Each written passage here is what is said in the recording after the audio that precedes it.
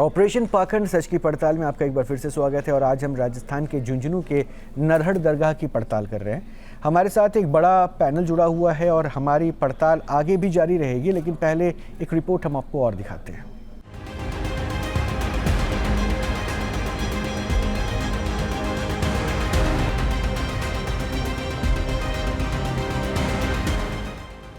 News nation ने operation पाखंड में देश के कई दरगाह के खादिमों को मंच दिया, जिनके दरगाह में चमत्कार के दावे किए जाते हैं।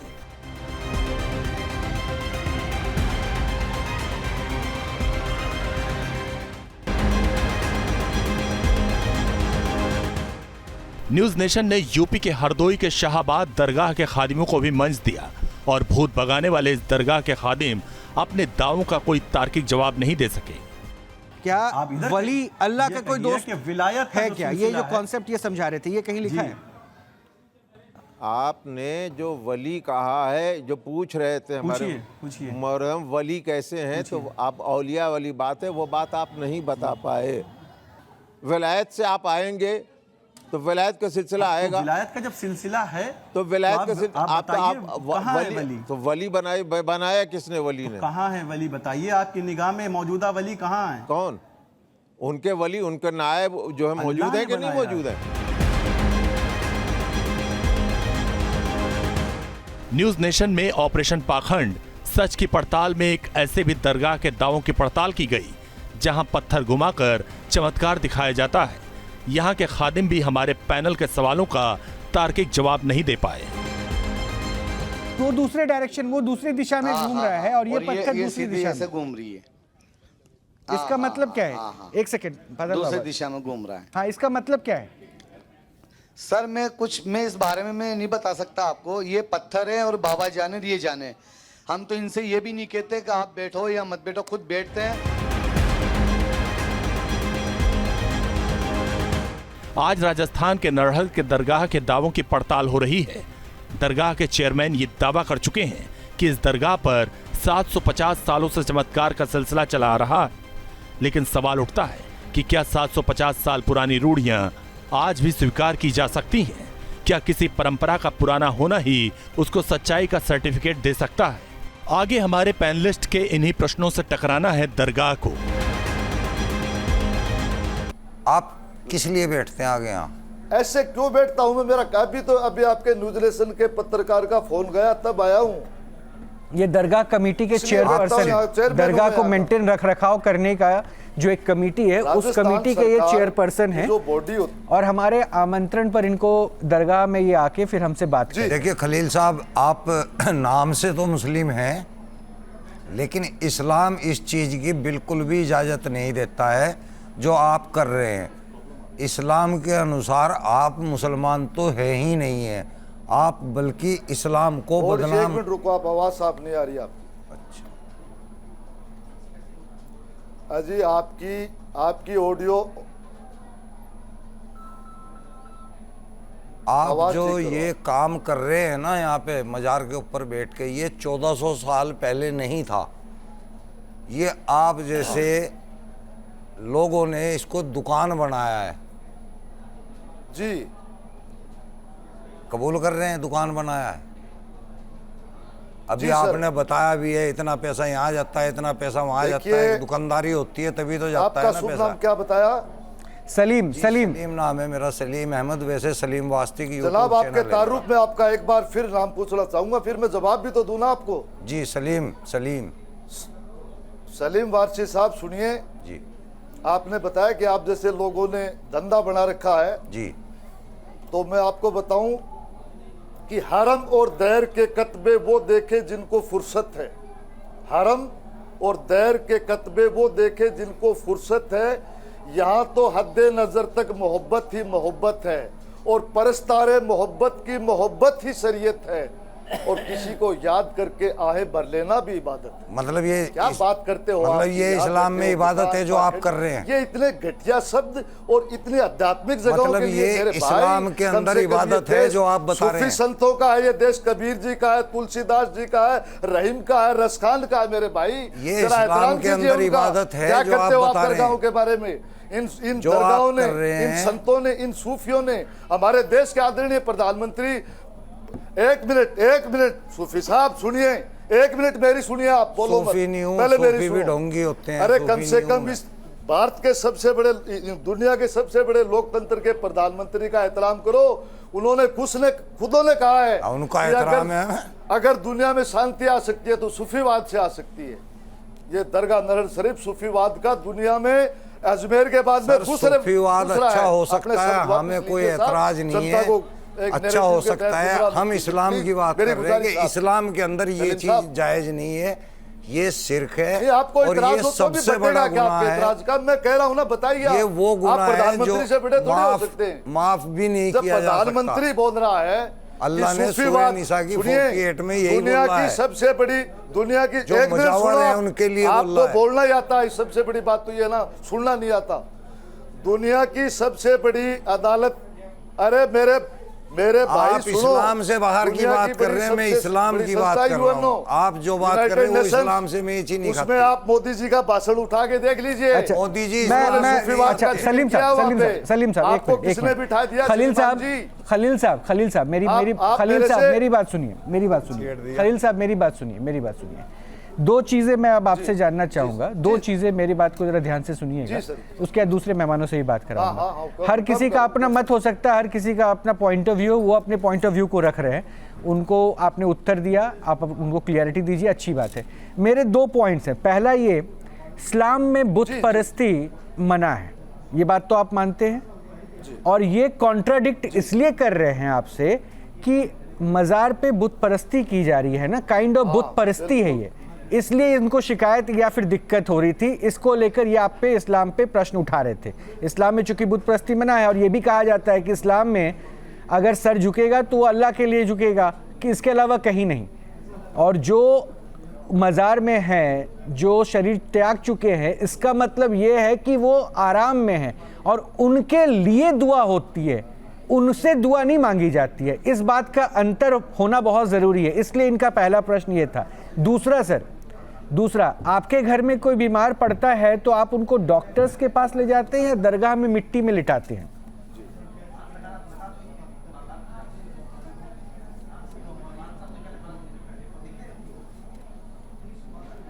डॉक्टर के पास भी ले जाते हैं, डॉक्टर के पास ले जाते हैं, क्या दिक्कत है इसमें?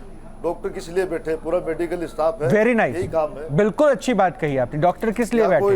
डॉक्टर ने तो बाकायदा लिखा हुआ कि हमारे फलाना मेडिकल कॉलेज है, इसमें ये इलाज हो। हाँ, एग्जैक्टली यही बात तो मैं कह रहा हूँ। ये बहुत अच्छा करते हैं, क्योंकि होता क्या है ना कि उन्होंने तो दरगाह कोई डॉक्टरों का, हाँ वही कह रहा हूँ, दरगाह है ये, कोई डॉक्टर्स का क्लिनिक थोड़ी ना है। लेकिन फिर वहाँ जो लोग आ रहे हैं मिट्टी लेप के, अभी बता रहे थे बाहर एक भाई साहब थे, वो बता रहे थे कि यहाँ कैंसर तक की बीमारी मिट्टी लपेटने से ठीक हो जाती है। कोई यहाँ पे ये बताया उन्होंने तभी।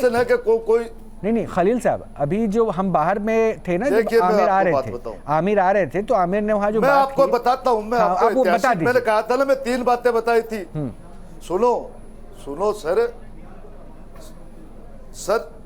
मैं बताता, हाँ बोल दीजिए। मैंने 3 बातें कही थी, आध्यात्मिकता, इतिहास और शहादत बलिदान। अब मैं इतिहास की बात बताता हूँ। मैंने कहा कि 1451 में दरगाह स्थापित हुई, नवाब यूनुस खान जी नागर थे उस टाइम में, दरगाह की स्थापना। उसके बाद में यहाँ पे शेखावतों का शासन आया।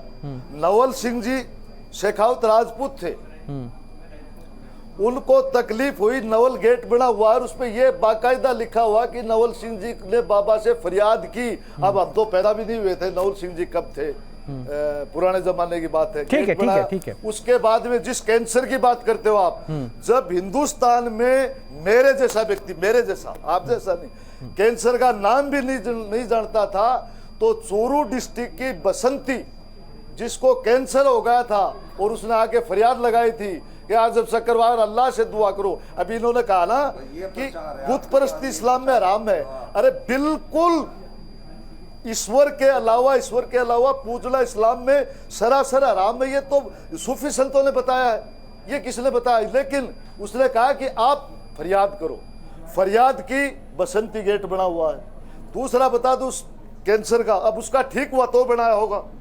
तीसरा, हमारे राजगढ़ के अग्रवाल बनिए बनिए थे सेठ साहब, उनका बेटा तकलीफ में था, वो ठीक हुआ और उसकी सगाई हुई, वो गेट बना, उस पे लिखा हुआ। अब ये साहब यहाँ पे बैठ के किसी मौलाना ने या पंडित ने तो बताया, बहुत अच्छी बात है खलील साहब, अगर इतनी कृपा हो जा रही है उस मिट्टी को लेपने से, तो सर आप हो तो आप हॉस्पिटल, हाँ, तो फिर वही मैं पूछा था, फिर आप अस्पताल या डॉक्टर्स के पास आप क्यों जाते हैं? क्योंकि आप तो उनसे जुड़े हुए हैं, 750 वर्षों से आपका रिश्ता है, तब तो आपके परिवार वाले या फिर आप, खुदा ना करे कि आप में से कोई बीमार हो, लेकिन अगर कुछ ऐसा हो तब तो उसी मिट्टी में लेट जाने में फायदा है। दुनिया को तो मिट्टी में लिटा रहे हो, अपना आप वहाँ डॉक्टरों के पास ऐसा कर रहे हो। तो मैं आपकी बात से बिल्कुल इत्तेफाक रखता हूँ कि हॉस्पिटल में जाना चाहिए, लेकिन एक आदमी खाना खाता है, एक को दूध जमता है, एक को छाछ जमती है, एक को दही जमता है। चलिए मैं अगले प्रश्न पे आता हूँ, ठीक है, मैं आपके जवाब को समझ गया। मेरा एक प्रश्न और है खलील साहब, अभी दूसरे हिस्से, दरगाह के दूसरे हिस्से में मुझे कुछ लोग दिखे जिनके पाँव में जंजीरें बंधी हुई थी, जिसमें एक लड़के से भी बात की आमिर ने, तो वो लड़का बता रहा था मैं ठीक हूँ, मुझे जबरदस्ती पाँव में जंजीर बांध दिया गया है। ये क्यों, मतलब जंजीर बांधने का क्या मकसद है? वो लड़का बहुत आराम से बात भी कर रहा है, मेरे घर वालों से पूछो, यहाँ दरगाह में आया तो उन्होंने कहा जंजीर बांध दो। क्यों, मतलब ये जंजीर बांध कर इस धूप में छोड़ देना, ये क्या, ये कौन सा ट्रीटमेंट का तरीका होता है?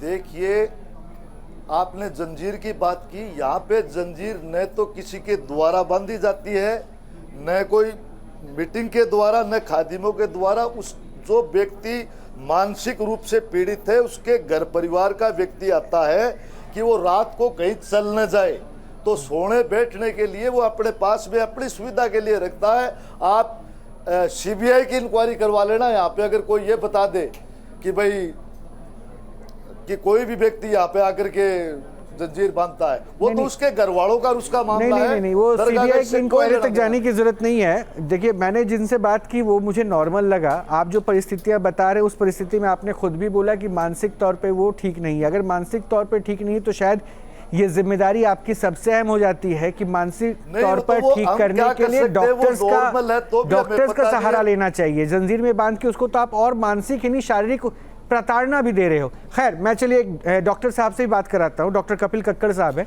अगली आवाज आप उनकी सुनेंगे, उनके कुछ प्रश्न होंगे, उनको आप उत्तर दे दीजिएगा। डॉक्टर साहब। हाँ जी, नमस्कार खलील जी। मैं इसी से शुरू करूंगा। जो आपने बताया कि जंजीर जो बनती है, चाहे वो दिमागी ही बीमार क्यों ना हो, पर वो बंद तो आपकी प्रॉपर्टी में ही रही है ना। आप जहाँ पे हैं, लोग अगर अपने घर में बांधे तो बात अलग है, आपकी आंखों के सामने बंध रही हैं और आप उसकी परमिशन भी दे रहे हैं। आप ये नहीं कह रहे उनको भैया इसको हॉस्पिटल लेके जाओ या हमारे यहाँ से लेके जाओ, क्योंकि यहाँ पे कुछ नहीं होगा। तो ये जो लोग हैं, चाहे मैं मान लेता हूँ साइकोटिक है, स्किज़ोफ्रेनिक है, मेंटली अनस्टेबल लोग हैं, ये आपके वहाँ पे क्यों है? और मैं एक और चीज़ कहना चाहूँगा, आपके जो खादिम वहाँ पे, उन्होंने एक और चीज़ कही, हम इनको इसलिए भी बांधते हैं क्योंकि ये कई बार वायलेंट हो जाते हैं दूसरे लोगों को प्रोटेक्ट करने के लिए। तो अगर न्यूज़ नेशन एक वो वीडियो दिखाए जहाँ पे एक महिला को मेरे ख्याल से जंजीर बांधी गई है और उसके बिल्कुल साथ कोई बच्चा सो रहा है, तो अगर कोई बच्चा सो रहा है तो ये तो उसके ऊपर भी अटैक हो सकता है अगर आपके हिसाब से मैं चलूँ। तो ऐसी चीज़ क्यों? इन दो पहले आप सवालों का जवाब दें कि अगर वो डेंजरस हैं तो उनके आसपास कोई बच्चा या कोई सो रहा है, और दूसरा वो आपकी प्रॉपर्टी में उनके ऊपर जंजीर क्यों पड़ी हुई है?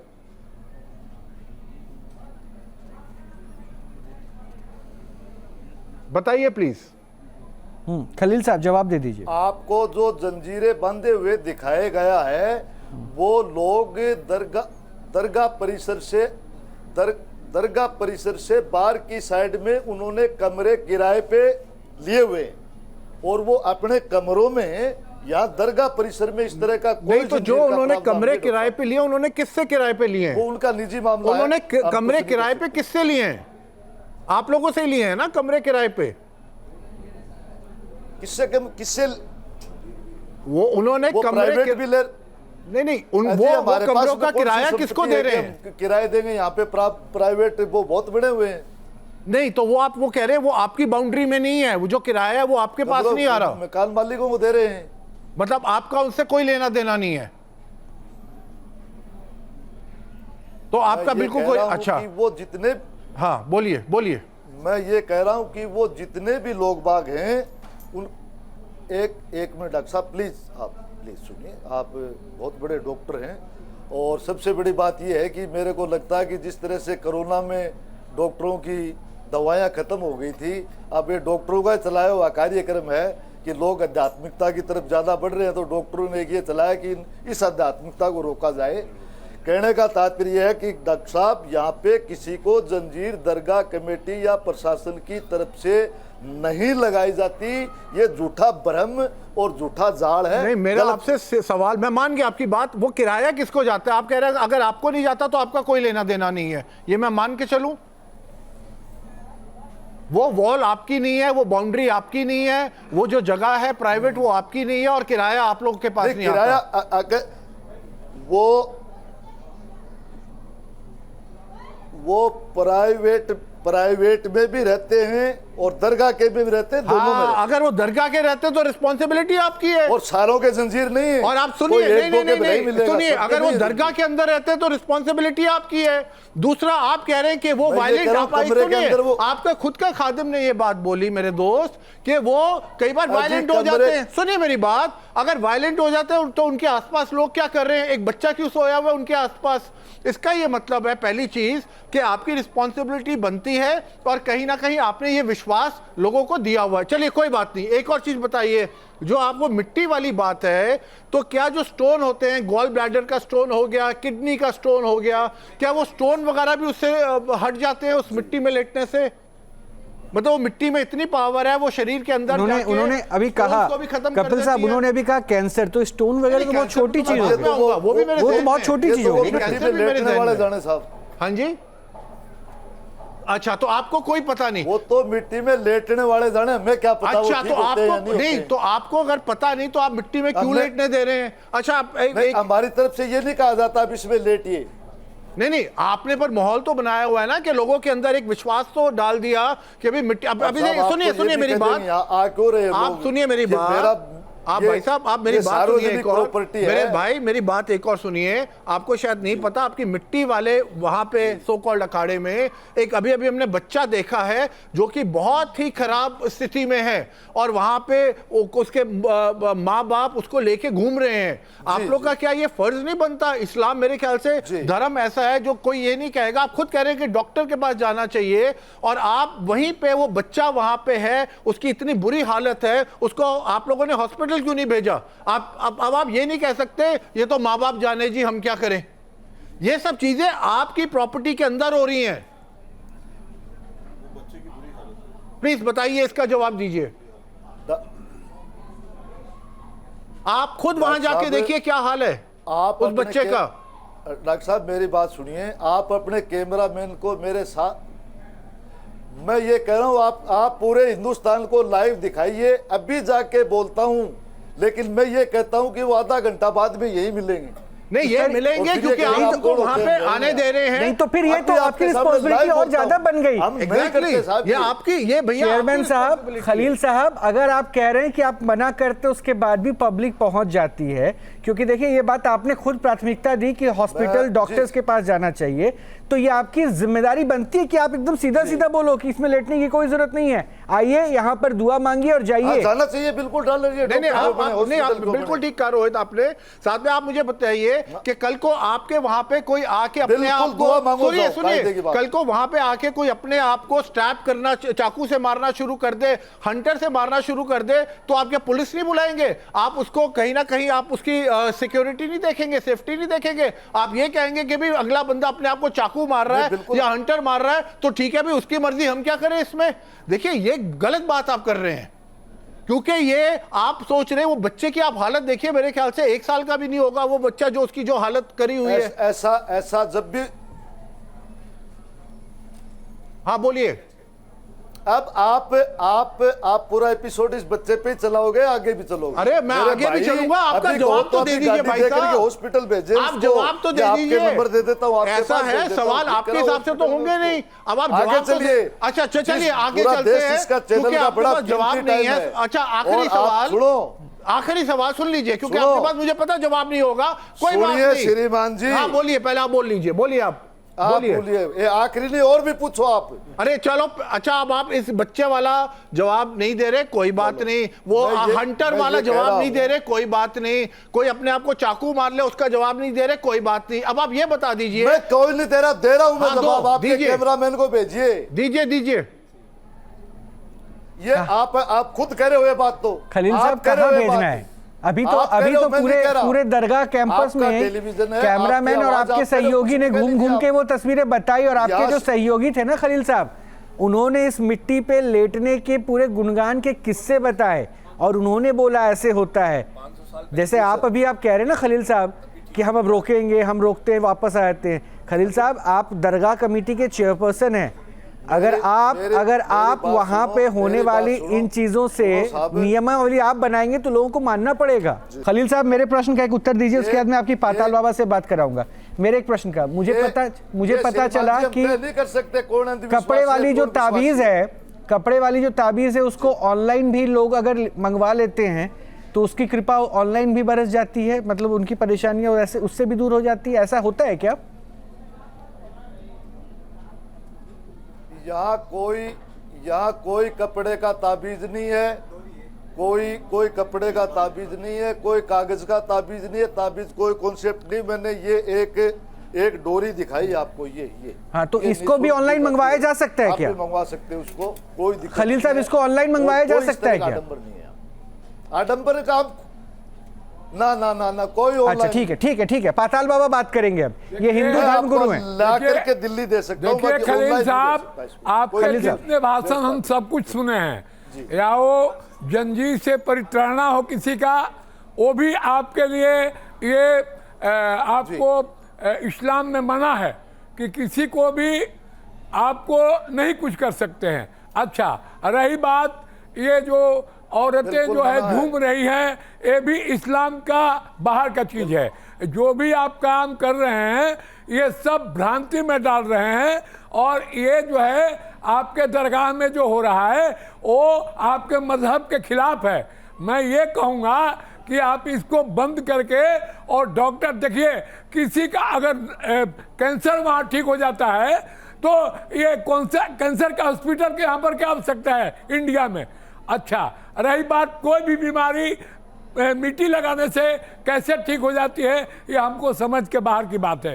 रहा बात आपके इस्लाम के विषय में, मैं बहुत पढ़ा हूँ कि अल्लाह के अलावा किसी के ऊपर सर, आपको हर एक जगह जो है ना, आप यहाँ पर कोई सर झुका रहा है, कोई झूम रहा है, कोई, हमको लगता है कि पूरा ये बिजनेस है आपका, और ये व्यापार जो है ढोंग है, ढकोसला है, जिसका हमारा न्यूज़ नेशन पूरे विश्व में हम लोग पाखंड हटाओं के ऊपर चल रहे हैं। और आपके दरगाह में मैं जितना देखा हूँ सारा पखंड ही हमको नजर आ रहा है, कोई सत्यता अभी तक। जवाब भाषण ही देंगे, जवाब बोलिए। आप मेरी भी सुनिए, मैं एकदम सुनने के लिए तैयार हूँ। पहले मेरी सुनिए आप। बोलिए खलील साहब बोलिए। मैं देता हूँ जवाब, प्लीज आप प्लीज। पाखंड को बढ़ावा सबसे ज्यादा आपकी मीडिया देती है, जो भी करेगा आपकी मीडिया ने बर्बाद किया इस देश के आध्यात्मिकता को। चाहे सुधेश्वर हो, मंदिर अच्छे, मस्जिद अच्छी, गुरुद्वारे अच्छे, चर्च अच्छे, लेकिन आपके जितने भी मीडिया के पाखंड हैं, आप इस्लाम पे भाषण दे रहे हो, नहीं एकदम नहीं पे भाषण दे रहे हो। अरे मेरे भाई, चार आंख सीखे हुए कैमरा डालने से आप बड़े विद्वान थोड़ी हो गए। इस्लाम का तो क्या बात करते हो आप, धर्मों में बात करते हो, आप धर्मों के ऊपर लेक्चर झाड़ रहे हो, देश को गुमराह कर रहे हो। नहीं ये देश आध्यात्मिकता की प्रयोगशाला विश्व के अंदर, गंगा जमनी तहजीब है ये। यहाँ पे दरगाहों में भी लोग आएंगे, मंदिरों में भी जाएंगे, मस्जिदों में भी जाएंगे, चर्चों में भी जाएंगे, गुरुद्वारों में भी जाएंगे। क्या बात करते हो नहीं, यार? उसको चार पागल आदमी हॉस्पिटल बैठ में करके- भर्ती कीजिए। चार आदमी बैठ आपका करके क्या देश अधिकार में है ड्रामा जंजीर में बना बांध रहे हो करके आप? रखे और आप दरगाह उसके और साथ मस्जिदों को परिचालन बाबाओं कर को रहे हैं, बदनाम कर रहे हो। परिचालन कर मैं रहे हैं बागेश्वर की और बुराई अपना नहीं कर ढकोसला रहा, बात कर रहे लेकिन हैं। कह रहा हूँ आप जो है कि जब चेयरमैन होकर के प्रधानमंत्री हमारे उसको आदरणीय जो है- ठीक है, जाकर के पाताल वहाँ बाबा, नहीं देखते। पाताल बाबा और हो वहाँ गया, औरतें पाताल मस्ती से बाबा हो गया। घूम रही खलील साहब, और आप खलील साहब, दरगाह दरड़ की खलील बात उठा रहे हो। साहब, खलील साहब, अरे समय चूंकि मेरे पास पाखंड इतना ही है। बंद करो। खलील साहब, अब अगला नंबर मीडिया का ही है। खलील साहब, जनता आपको खलील साहब हो गया, पाताल बाबा हो आपके गया, हो पास गया, हो में गया। फालतू बातों के लिए सुनिए, समय बहुत है। खलील अच्छी साहब, बात सुनने के लिए खलील साहब, आपको पैसा मिलता है। पाताल बाबा बस हो गया, पाताल बाबा हो गया, पैसा जिसको मिलना है बस हो गया, हो गया। मेरे पास समय इतना ही है। खलील साहब, कॉन्फ्रेंस कराओ आप। खलील साहब सुनिए, खलील साहब सुनिए, सुनिए, खलील साहब अब सुनिए। पाताल बाबा अब इंटरप्ट मत कीजिए, पाताल बाबा अब इंटरप्ट मत कीजिए। खलील साहब, क्या बात करते हो यार आप? खलील साहब सुनिए, जाते जाते आपको एक संदेश मैं देना चाहता हूं। खड़े हो गए पैंट खलील साहब सुनिए, सुनिए। आध्यात्मिकता की एबीसीडी नहीं खलील आती। साहब सुनिए। मेरे को भी नहीं आती, आपको भी नहीं आती। अरे क्या खलील साहब बहस सुन तो लीजिए, अब बहुत हो गया, बोल लिया आपने, अपनी बात बोल ली है ना, अब सुन लीजिए, आपके चैनल सुन लीजिए, सुन लीजिए खलील साहब, बहुत ज्ञान हो गया, ज्ञान सुन लिया मैंने। अब जो है ना, धैर्य के बांध को मत तोड़िए। रही बात आप क्या कर रहे नहीं कर रहे, इसको ना मैं अभी पाखंड कह रहा हूं, ना ही मैं आपको पाखंडी बता रहा हूं, लेकिन आप अपनी सीमा को लांघ के मीडिया जो कर रहे थे, तो दो बात आप बिल्कुल स्पष्ट सुन लीजिए। गलत करेंगे ना तो मीडिया पर्दा उठा के दिखाएगा आपको, और आपकी असलियत भी सबके सामने लाएगा, कैसे बाजारीकरण कर रहे हैं आस्था का। और अगर आप सही हैं तो अपना पक्ष रखिए, मीडिया करना छोड़िए, ये सबसे सरल हो चुका है। और आडंबर के खेल में जो है आप लोगों ने जो दुकानें सजा रखी है ना, वो सब समझ में आता है लोगों को। तो भैया और लगातार बोलने से बहुत बड़े ज्ञानी आप नहीं बन जाएंगे। बहुत धैर्य से आपको सुना है यहाँ पे लोगों ने। कहने के लिए बता रहे हो क्या कि एक इस मुसलमान को अब हिंदू बना दिया। बहुत से किसी की मर्जी होगी हिंदू बनेगा, किसी की मर्जी होगी मुसलमान बनेगा, ईसाई बनेगा। और आप तो कन्वर्जन पॉइंट ऑफ व्यू पे भी आ गए। यही आपके सेंस में चीजें आ रही है। आपकी इनकी डिग्री भी बताते साथ में। अरे भाई, यही सेंस में आपकी, यही है जो आपके जहन की बातें है ना, वो बाहर आ रही है कि आपका उद्देश्य या फिर आपका मंसूबा क्या कहता है। बहरहाल चलिए ठीक है, बहुत बहुत शुक्रिया। बोलते रहिए, बोलते रहिए, माइक लगा हुआ है लेकिन आपकी आवाज यहीं पे खत्म हो रही है क्योंकि मेरे पास समय इतना ही है। बोलते रहिएगा, continue. Thank you so much आप लोगों का हमारे से जुड़ने के लिए। जैसा मैं कहता हूं, गलत सही किसी को परखने के लिए हम यहाँ पे नहीं बैठे हैं। ये सिर्फ आपको तय करना है क्या गलत है क्या सही है, क्या हो रहा है, क्या मानना है। आस्था एक अलग चीज़ है और उस आस्था और विश्वास के साथ वो अभी भी बोले जा रहे हैं। वैसे मैं आपको बता दूं, मैं तस्वीर अभी भी दिखा सकता हूं, कुछ जाने से पहले उनको कुछ बातें लगता है अच्छे से समझ में आ गई है कि शायद कोई पिटारा खुल गया है। बहरहाल ये बात बिल्कुल स्पष्ट तौर पे बता दूं कि आस्था में वो शक्ति होती है कि कुछ भी वो करा सकता है, कुछ भी आपके भरोसे के साथ आपको कहीं भी हर राह पे आसानी से वो आगे बढ़ा सकता है। लेकिन डिपेंड ये करता है कि आस्था आप रख कैसे रहे हैं, किस पे रह रहे हैं। कहीं वो आडंबर तो नहीं है, कहीं वो आडंबर तो नहीं है, कहीं उसके ऊपर कोई ढकोसलाबाजी तो नहीं कर रहा है, क्योंकि जरिया बन के सिर्फ ऐसे पाखंड को बढ़ावा दिया जाता है। इसलिए सावधान रहिए, सचेत रहिए, अपना ख्याल रखिए। नमस्कार।